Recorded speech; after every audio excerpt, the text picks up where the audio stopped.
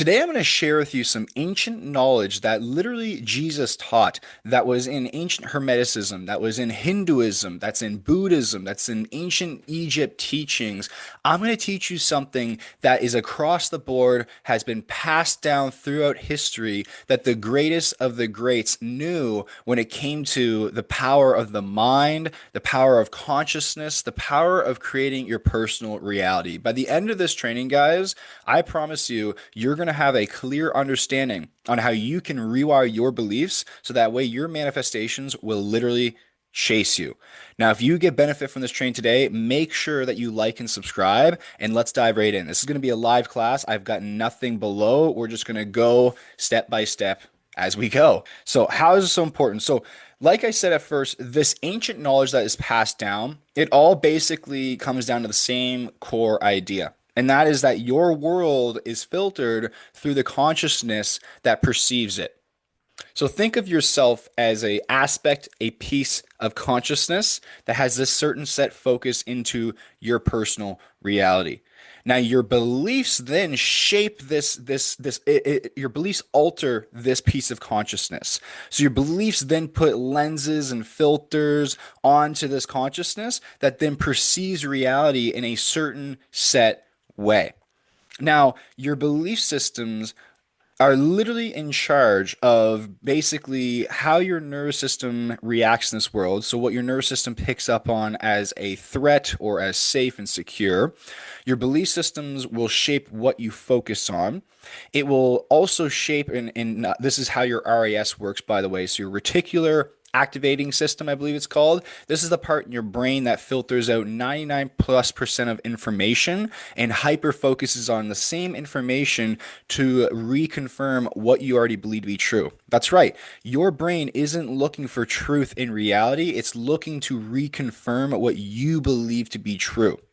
And this is what we call half truths, right? So, a lot of people who say life is about suffering and struggle, it's because they had belief systems growing up. They were conditioned and had programming and experiences that caused them to then believe that. And that's their personal life experience. That's their personal view on things. So, as a collective consciousness, right, as a whole, with many people, we have these very generalized and common belief systems that are so normalized in society, but it's not the full truth. Oftentimes, it's not the full truth. Anything, and this is one thing that's so beautiful, anything that is rooted in fear or disempowerment is not ever universally true. There's only a few actual universal truths. Like number one, everything is connected. Every single thing at a ground based level is energy, right? Number two, every single thing changes. Every single thing changes over time. Every single thing changes. That is a truth. That is a truth that cannot be broken.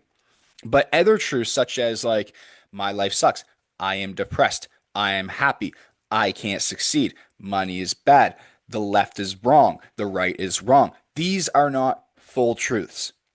These are not full truths. These are truths that we created. These are our personal truths. These are half truths that all stem basically from our core belief systems. So think of it like that. You are consciousness having this human experience, and your belief systems shape how you have this personal human experience. Your belief systems are so powerful that they shape literally your focus, your perspective, your perception, the thoughts that you have, the feelings that you have, how you take action in life because your beliefs create your identity. I'm going to break all this down for you today, so don't worry about catching everything I'm putting out right now. Your beliefs determine what your frequency is. So, for the spiritual ones here, your beliefs determine what your frequency is, how high of a level you vibrate on. Your belief systems shape your personal reality. And once we can really grasp that, we can understand that I am not who I actually think I am. Who you are is a construct of who you think you are, but you are so much more than that. Think of it like this. You are living this world, you are living this personal life, this character that you've created, that you have your name and your life and all the duties and everything you do. You have this persona that was created in time from your past. If you did not have your past, you now would not know who you actually are, right? You now imagine it like this. If you did not have your past and you woke up today, who would you be? You wouldn't know. You'd be the experiencer. That's who you'd be. You'd just be the experiencer. There'd be no labels, no limits, none of that crap upon you. You would wake up and you would just go be curious. You would experience everything for how it is. You wouldn't put labels on it, right? For example, you see a cow for the first time, you would just experience that whole thing. You would watch it. You'd go beyond the label that you put upon it. Most people just put a label on it and just say that's a cow, and then they don't actually genuinely give it or pay attention to it. But when you actually see it for how it is and watch and observe it, it's so much more beautiful and magical. So if you woke up today and you didn't know who you are, right? That is what I'm talking about. That part of you, the observer, the experiencer behind the mask, the identity construct. Okay. So that is all that we're diving into here today, guys. We're going to get very deep. But again, once we fully understand this, this is going to help you transform your entire life. So diving into this, okay, where should we even start? So your beliefs, rewire your beliefs, and your manifestations will chase you. So first and foremost, your beliefs. Okay, so let's do it like this. Okay, so you come into this world 0 to 7 years old. And I want you to think of your mind like a open sponge. Okay? So this is you as a little child. And your mind is an open sponge. You are just observing life fully. Okay? You are experiencing everything. And with this, though, you have conditioning, you have certain set experiences, you have your parents and how they raise you, your society, you have your culture's ways of being. All of these things are then being programmed into your mind to then create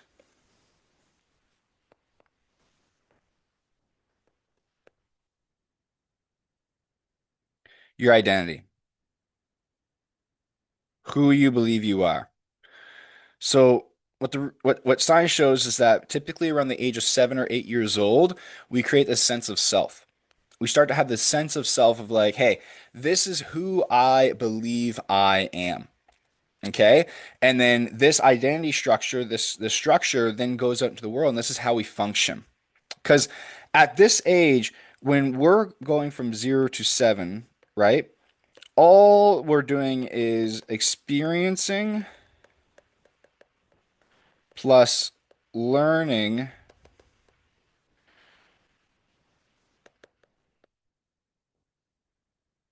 how to survive.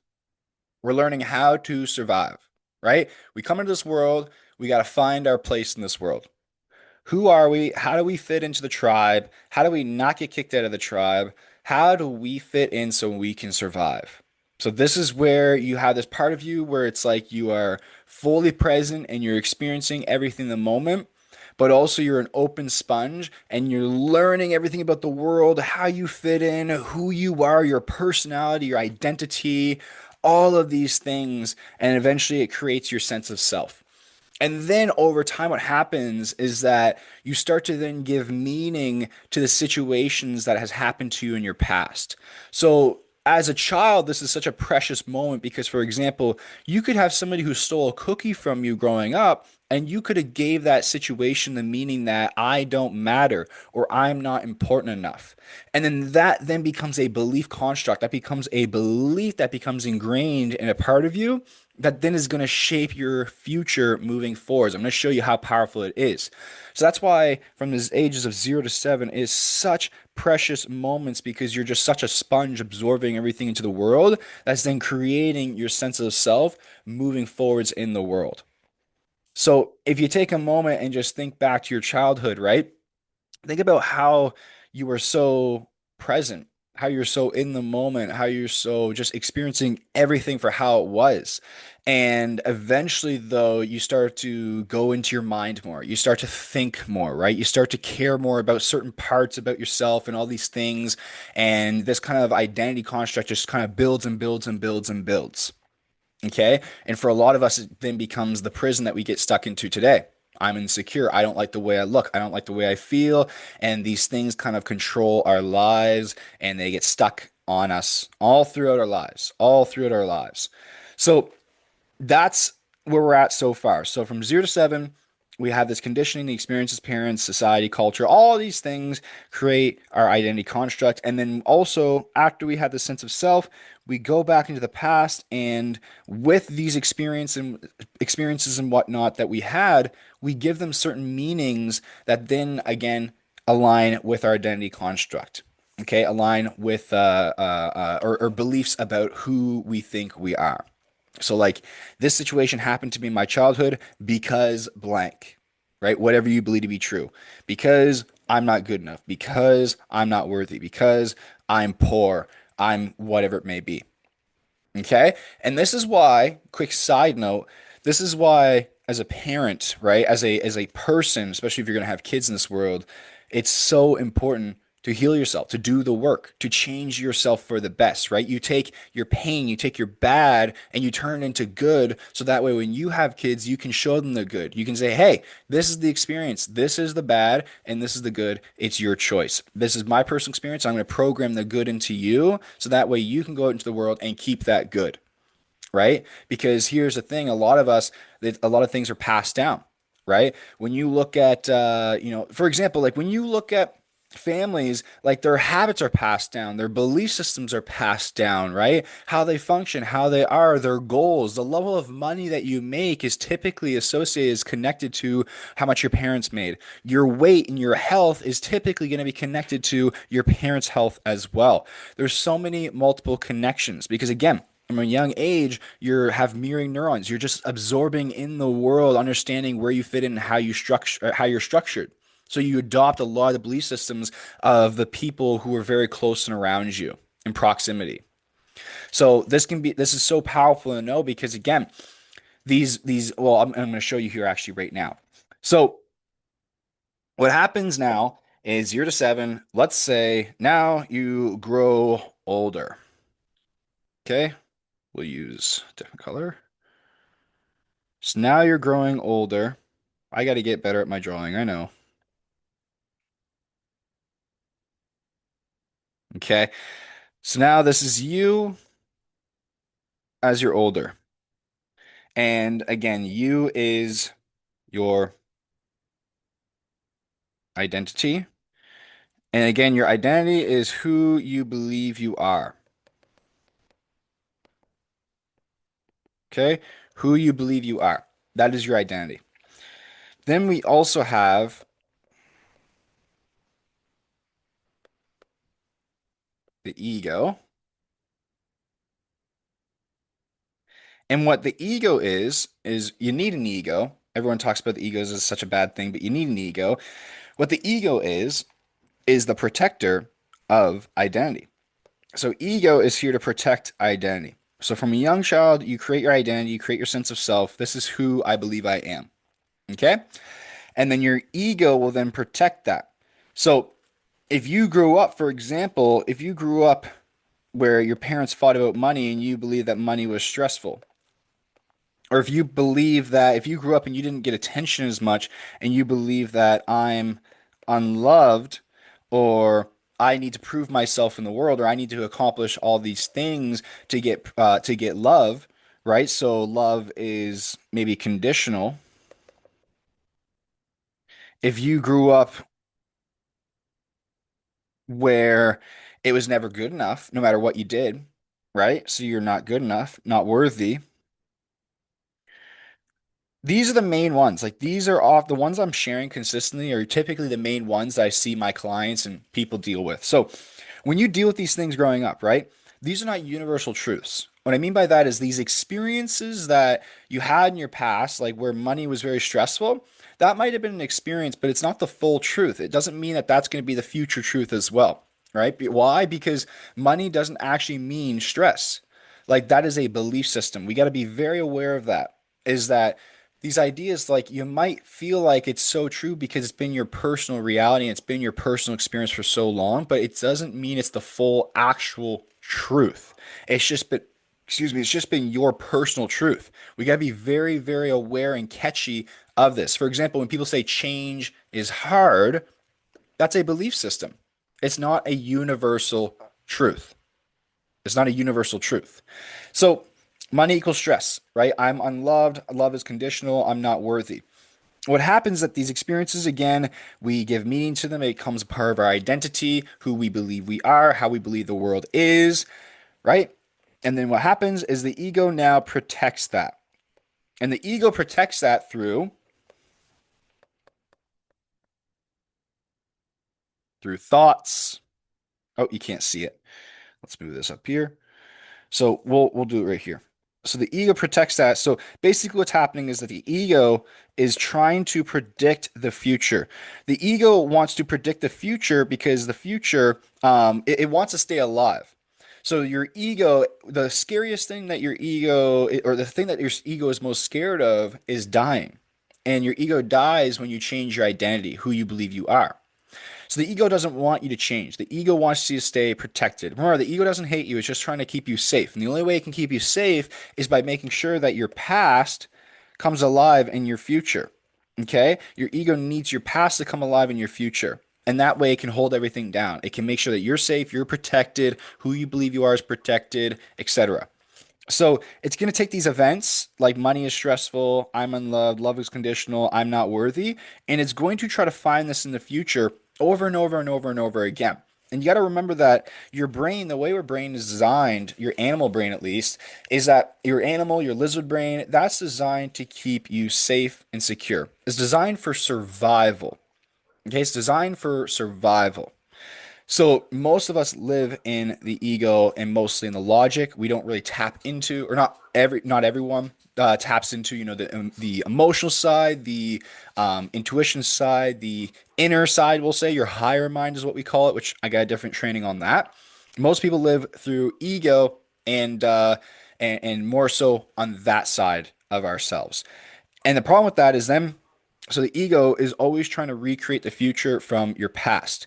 So it will go as far as to promote fear, thoughts,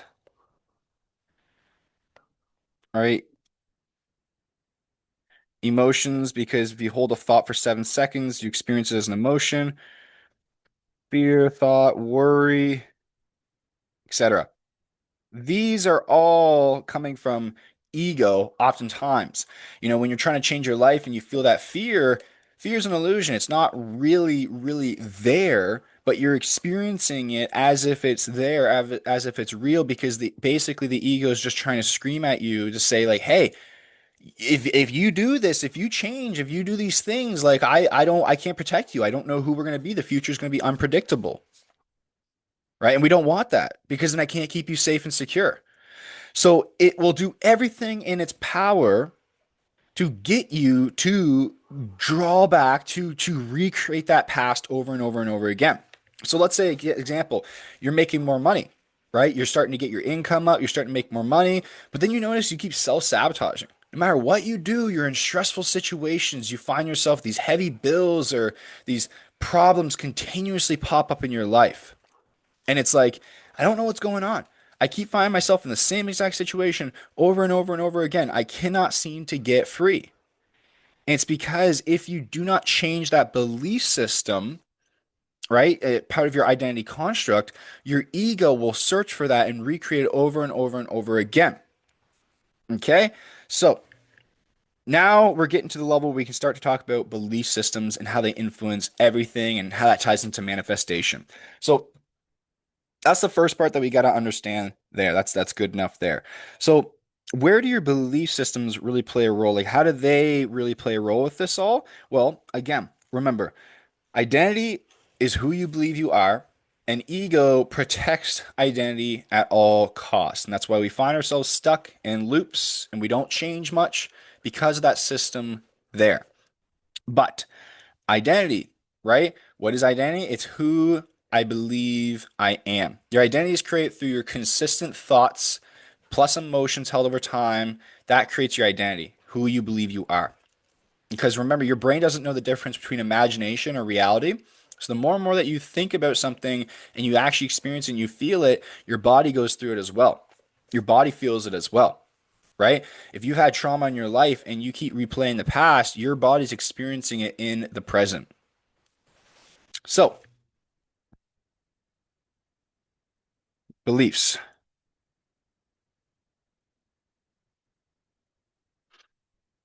Think of the beliefs as the instructions for your brain to follow. Okay?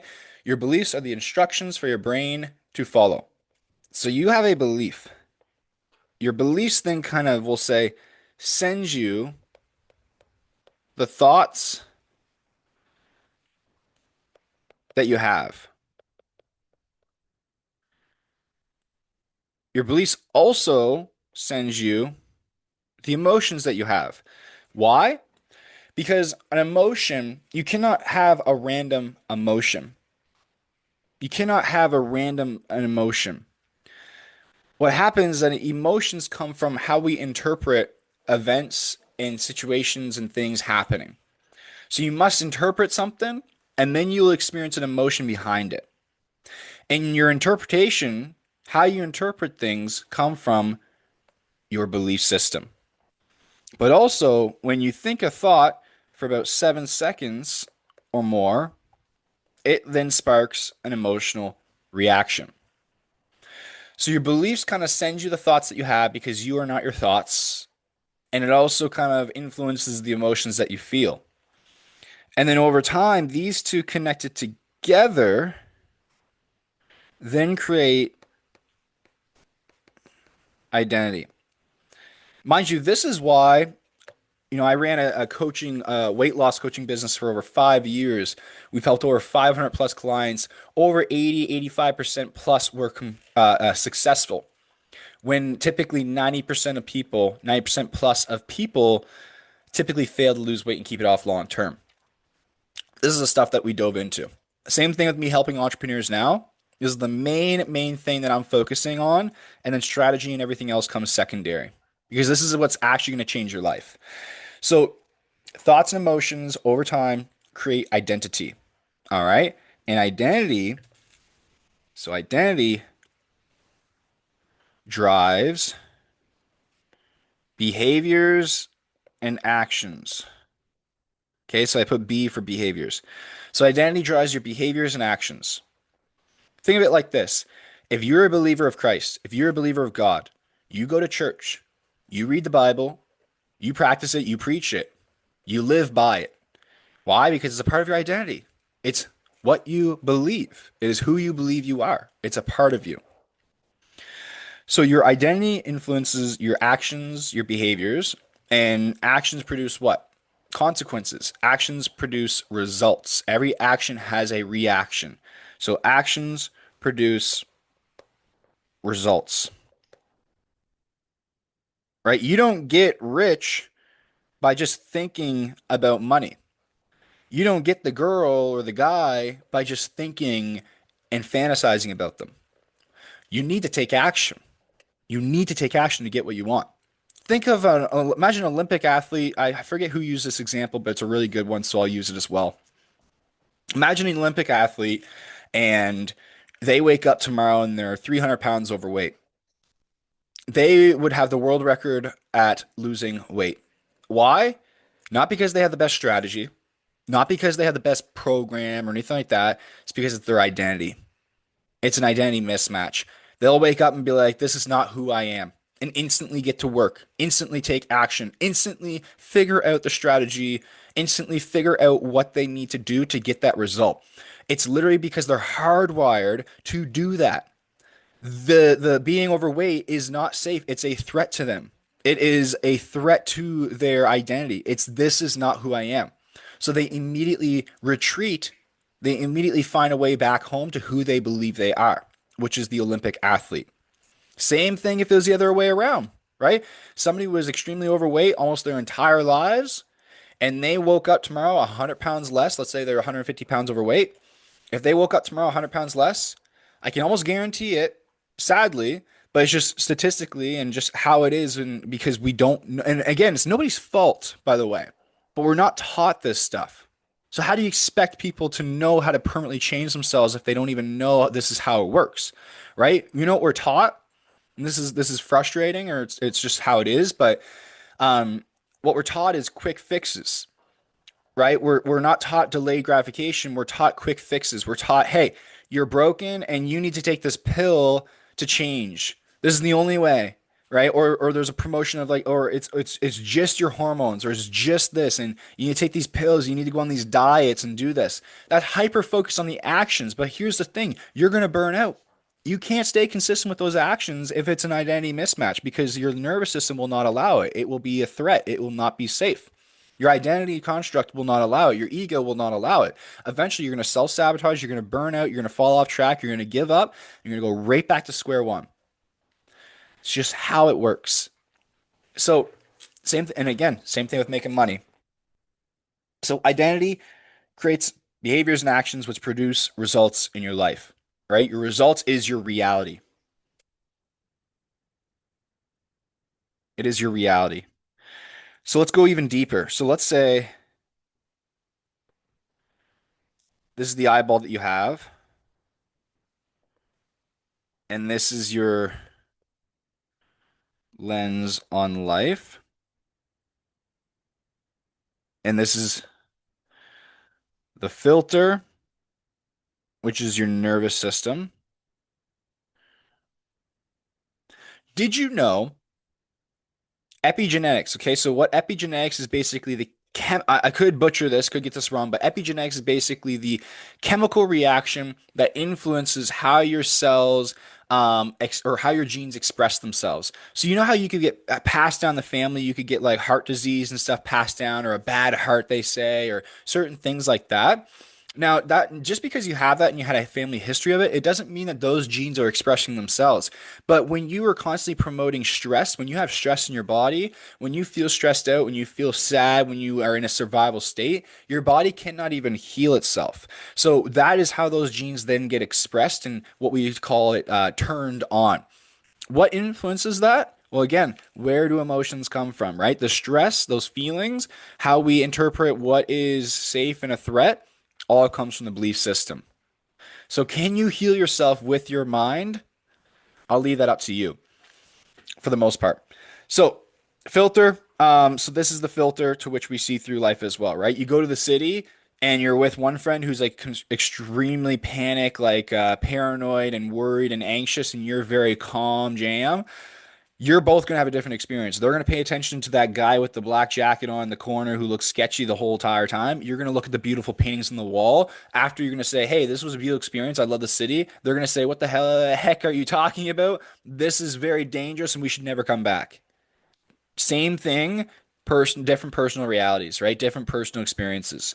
So this is your eyeball. So again, this is you, right? And let's say your belief systems are right here in the background. And this is the lens that you have on life, and this is reality. Please excuse my writing. I'm working on it. Okay. So, your beliefs influence your focus, your perspective, influences your actions, right? Influences your thoughts plus emotions. Your ego's tied up into it. Let's see what else. Oh, the meaning that you assign to events. So remember, everything in reality is neutral. Without the human perspective, everything is neutral. Everything is just happening. We jump in and then give it a label of like good or bad. This should happen. This shouldn't happen. This is how it is. This is how it isn't. It just is. It is what it is. It's just happening. We assign the meaning to it. We assign definitions to certain events that happen. Okay? All comes from the belief systems. And that then shapes your entire personal reality. Everything from how happy you are, what you focus on in your life, the results that you get, the money that you have, the health that you're in, all of these things that we're talking about, right? The money, the health, the body, these are all results. These are all results, which means they're tied to actions, they're tied to an identity. So the only way to produce those results is you need the right identity. You need to take the right actions, which is only going to happen if you have the right belief system in place. Your belief system will support you unconditionally. You could believe that this doesn't work and it won't work for you. That's just how it works. It's pretty beautiful. Your belief systems are everything. They influence everything in your life. So let's move on to how does this tie into then manifesting, right? Well, what is manifesting? Law of attraction. Okay. So manifesting is where you manifest your reality. That doesn't mean you think it and it appears into your life. It just means that you create that personal reality. This ties into the law of attraction. You attract what you are, right? Law of attraction, you attract what you are. Okay. Well, how does that work? Let's say this is you. Okay. And your state of being, so your state, oops, sorry. So your state, which is your identity construct, because state is your overall emotional state. So I'm gonna explain this all here in a second. Okay. Let me just get a beautiful drawing out here for you. All right. So your state is your most dominant emotional state, how you overall feel. And again, the emotions that you feel on a daily basis come from your core belief systems. So if you take all your belief systems, that kind of then forms what we would call your frequency, your most dominant emotional state, how you overall feel, your baseline. Right? Some people are sad, some people are feeling shameful every day, some people feel love every day. Just depends. That creates your overall state of being. We can also say it's your frequency. We can say it's your identity, whatever it is. Because frequency, when we talk about frequency, is basically the level that you're vibrating at.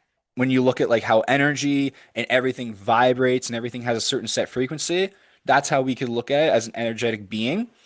Or we could look at it as the scientific way of your identity, because your identity is thoughts and emotions, created. So that's your overall dominant emotional state. However you want to explain it. Everyone has a dominant emotional state. Okay. Now, your thoughts are the electrical impulses. So that's the direction that you want. Okay. So you have, so you have a thought. All right. That is the impulse. That is the electrical impulse. That is the what you put out, the direction that you want to head. Okay. But it doesn't matter if you don't have an emotional reaction to it, because the emotion is your magnetic field. It's 5,000 times more powerful than the thoughts. Your emotions are your magnetic field. So it is what you put out into the world and it's what you get back. So this is why if your belief systems integrate into you and you believe that you're not good enough, and then you believe that your worth comes outside of you, you will go and take actions in the world and you'll accomplish all these beautiful things, but you'll never feel good enough because you're coming from the same place of I'm not good enough. So this is the belief of, or the idea of as within, so without. Or Jesus says something along the lines of like the kingdom of God is within you. It's exactly what they meant. As within, so without. Reality is a reflection of your internal self. You smile, then the mirror smiles back. The mirror doesn't smile, then you smile. You smile, then the mirror smiles back. So your state, your identity, your frequency, your overall dominant emotional state of being, that is what you put out into the world, and that is what you find you get back. Okay? Okay, so that is your magnetic field. So think of yourself as a radio box, okay? So we'll say this is a radio or whatever you want. You're putting out a certain frequency. Let's say the frequency you're on is channel 99, okay? That is what you're going to pick up on in your reality.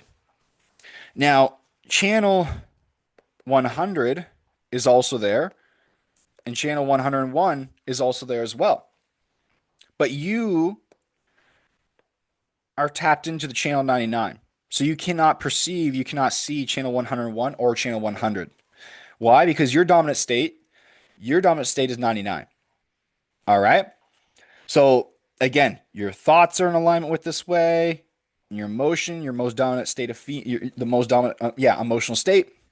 That is your channel, we'll say. All right. So you change this lever. If you change this lever, you then change your personal reality. Let me go over this one more time. So, you are the radio, we'll say, all right? You have a certain set channel that you're on. That channel is your frequency, your most dominant emotional state, your identity. That then influences the channel that you pick up in reality. This is reality, right? Reality is neutral, but until you interact with it. So reality is just reality. You're tapped into channel 99. That is what you pick up on in your personal reality. Same idea as like if I buy the red car, if I buy that Mustang, I see the Mustang everywhere now. Why? Well, I have it. It's in my personal reality. It's my personal experience, right? It's a part of my identity construct, and it's safe and secure. So I'm not filtering out that information anymore. My RAS is not filtering out that information. It was always there, but now I'm hyper focused on it. I'm attracting to my life. Same thing if you want money. All the opportunities that you need to make more money and to change your life is all around you, but you might not be able to tap into them yet because you're not on that frequency yet.